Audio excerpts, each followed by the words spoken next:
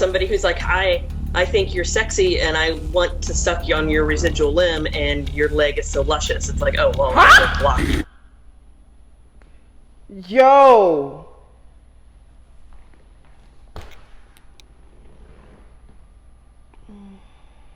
The world keeps shocking me every day. I learn something new all the time. I came across this girl on TikTok. She was talking about how she typically don't like dating because she always come across guys that fetishize her due to her being in a wheelchair. She said the term devotee. Devotees, I'm gonna put a definition on the screen if y'all know what that is. And it's basically people that fetishizes other people with disabilities. Whether you're in a wheelchair, whether you're an amputee, whatever disability that you may have. I said, that can't be. This can't be a thing. I looked up on YouTube and there's a whole documentary out there. We're gonna watch it together. And like this video, comment, subscribe, because we gonna be posting every day. See, let's get into it. I really wish I didn't feel the way that I do. There's a secret world out there, an underground world of people who are turned on by disability. You're beautiful. I love seeing your feet and your legs. I thought they were very sexy and nice. These people are everywhere and can be anyone. And the internet's made it a lot easier for us to be able to come together as a community. Show yourself. Don't hide behind a blur. Don't be scared. Come out. It's objectifying who I am. I felt a lot of guilt about the feelings that I have. It's time to meet the devotees. My name's Emily Yates. I'm 24 and have cerebral palsy. I might be in a wheelchair, but like most young women, I want to feel attractive and desired. My disability doesn't define me, and I'm always shocked by people who think it does. A few years ago, I was going to my college ball and I posted a photo of myself in my dress on Facebook. And I got a few really lovely comments, but also one that's really stuck with me. And it just said pretty cripple. Cripple? Why bring that up? Then I discovered it's actually a thing. Men and women who get turned on by disability. They're called devotees and there's thousands of them online in specialist chat rooms. I can't resist joining in.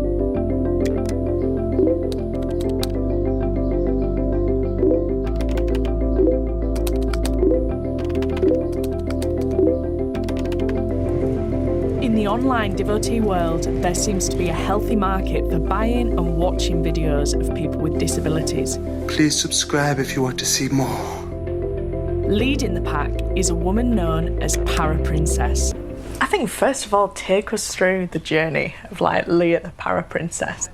When I broke my back and was in hospital, it was a bit of a culture shock. I wasn't ready to be all boring in a wheelchair, give it all up. So a guy I was seeing brought a laptop in for me. He didn't know my intentions. And I started Googling wheelchair porn. And I started working from a hospital bed. Wow. Would you be happy to show us some of your videos? Yeah, if you want to have a look, Google me. Tell us what you've got under your t-shirt or whatever, the purple thing is from there. Let's see what you're dealing with.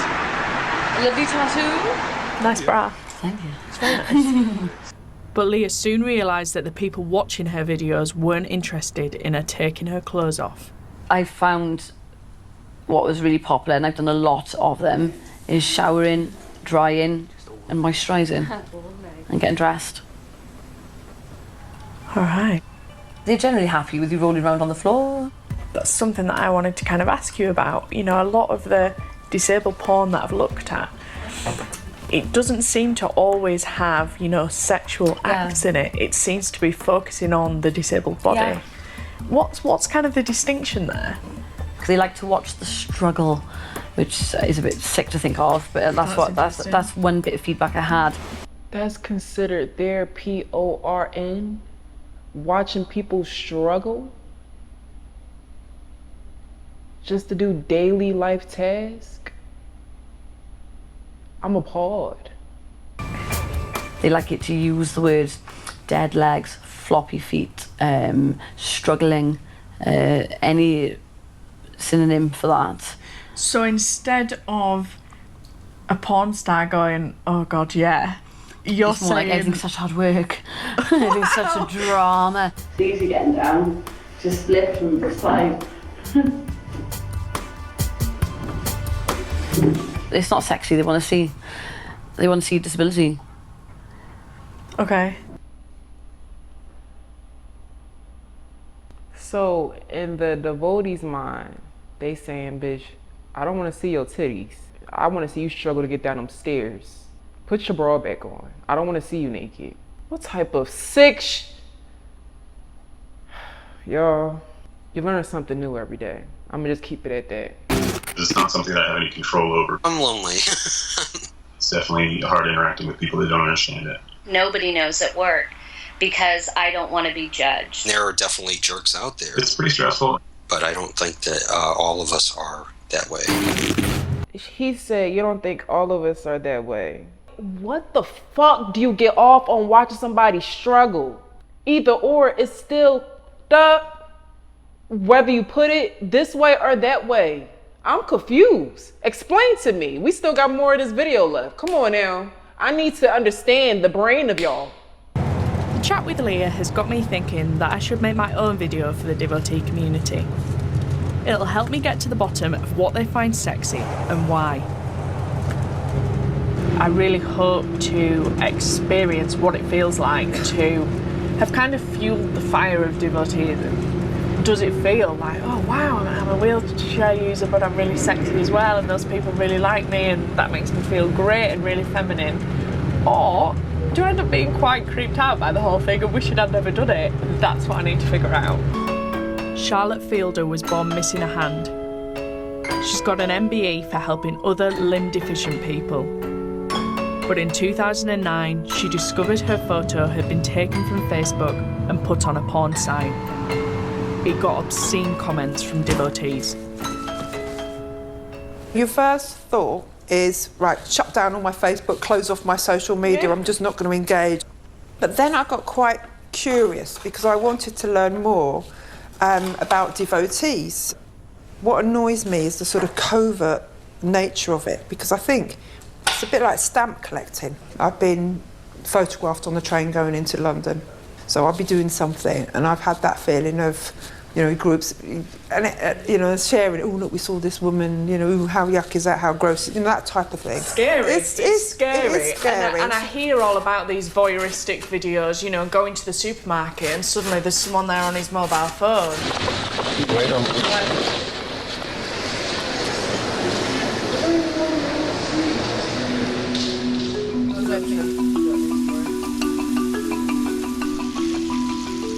Some of these amputee devotees are extremely dangerous because they will go to all lengths to try and get their material. So they will create fake profiles, pretend to be fellow amputees. They'll do anything they can.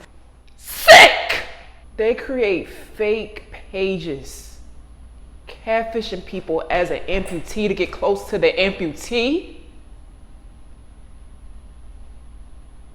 I heard enough already. We're not even at the halfway of this damn video. They'll do anything they can to try and get into a relationship with you. Oh my God. It's the emotional damage it does to people when they're at their most vulnerable. And because so few people are aware of it. How bad, in your opinion, can devoteeism get? What should people be really, really worried about? I think they need to think about amputee devoteeism being similar in some respects to paedophilia. I really do. That there's elements that are very, very similar. Pretending to be other people, trying to arrange to meet, and targeting and grooming the younger people because they think the younger people are more likely to be agreeable. So we all know about paedophiles, we all know about sex offenders, but we don't really know that much about these people. That's scary. That is scary, and it's something that I guess even up until now I've not been aware of, so God knows who else is not aware of it. There's a real concern for safety. Some of them obsess, and it's weird. It's really weird. And so, I mean, personally, I get a little nervous sometimes because I don't want them to know where I live. You really have to be careful online because while some devotees are nice and honest about their intentions, other devotees are not honest about their intentions. The fake profiles gets a little obnoxious. I've had people take my pictures and create a fake profile using pictures. online. Every day I get about an average of 1 to 2 Devos contact me to add me as a friend. And I'm like, no, thank you, thank you. Somebody who's like, I think you're sexy and I want to suck you on your residual limb and your leg is so luscious. It's like, oh, well, I'm blocked. Yo.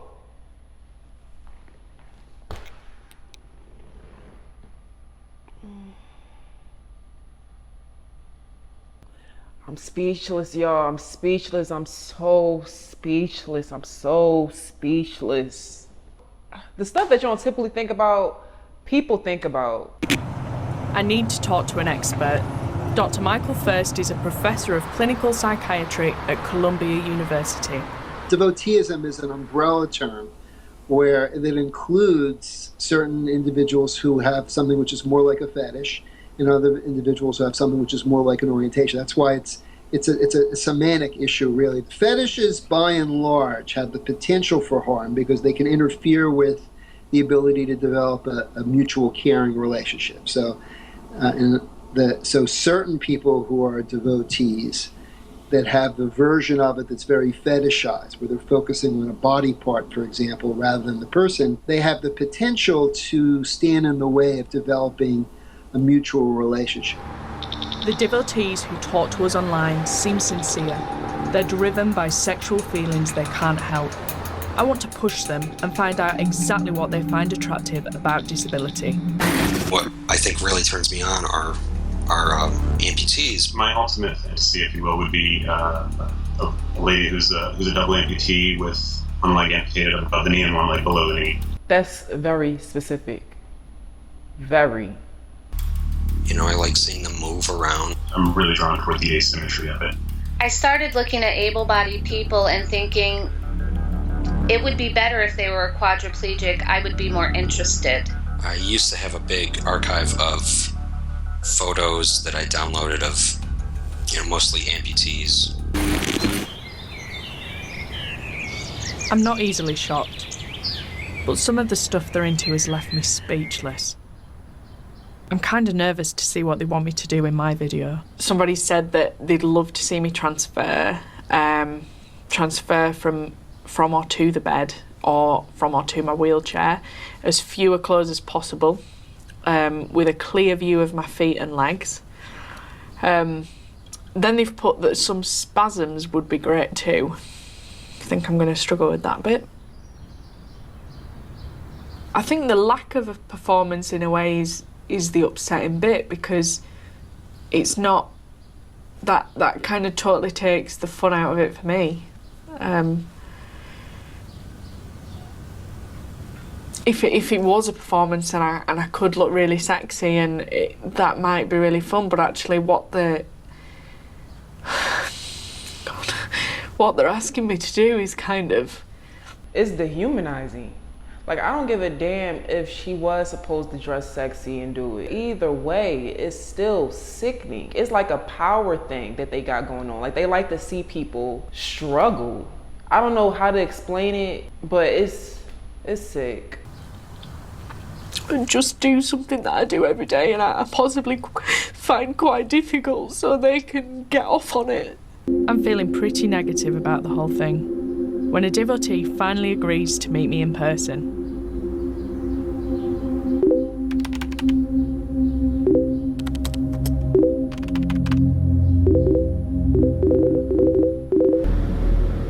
Gray is married and agreed to meet me as long as we disguised his identity. Y'all need to show yourselves. Don't tell them to blur your face out. Don't hide behind a hoodie.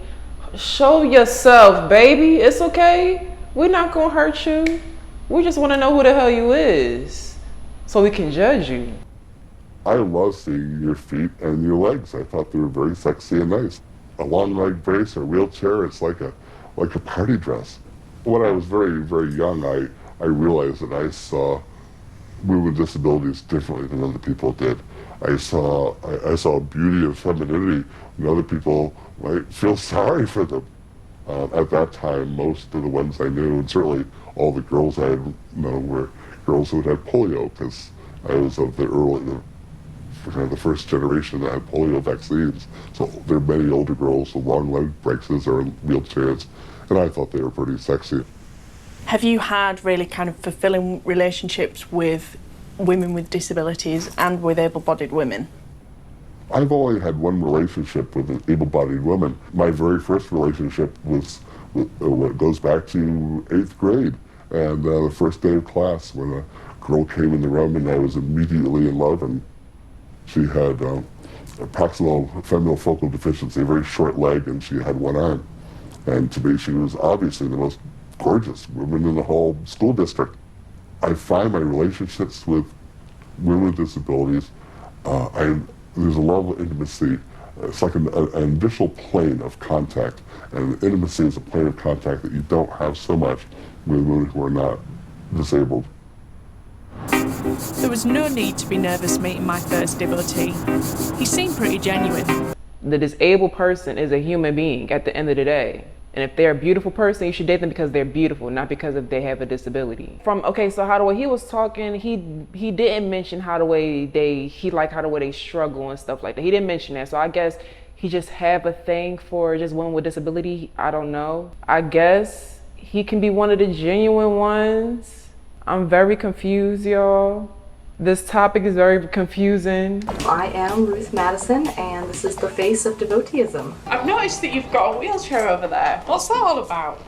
Yes, that is true. My office chair is a wheelchair. I got this off eBay. Really? Yeah. It kind of gets me in the mood, inspired to write dev stuff. I was really young when I first realized I was having these feelings. I was probably a toddler, 3 or 4 years old, and the one thing that followed immediately was I knew I couldn't let anybody know that there was something really horribly wrong about this and that people would hate me if they knew. And so that began years and years and years of intense secrecy and fear. I remember 2 incidents pretty clearly. One was visiting my grandparents at a nursing home and seeing people in wheelchairs there. And then another was watching a movie. It was actually Mary Poppins. I had a sexual experience of Mary Poppins because of the scene with the old man in the bank who uses a cane.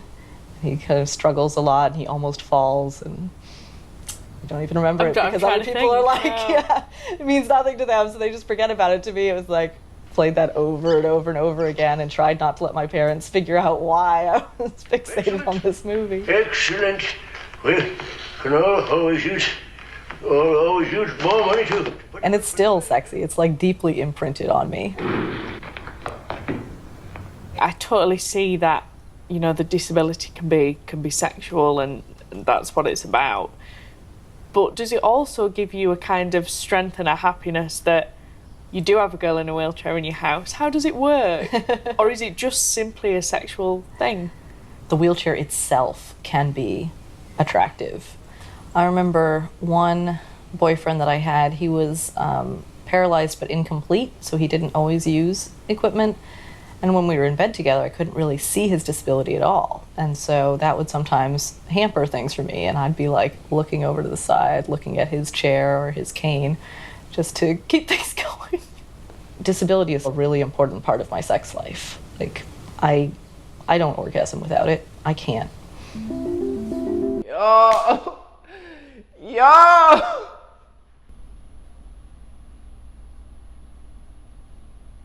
So,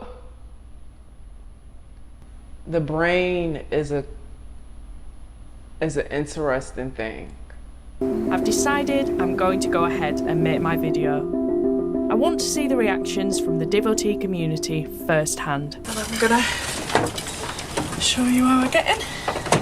My feet aren't the prettiest, unfortunately, but we do a reasonable job.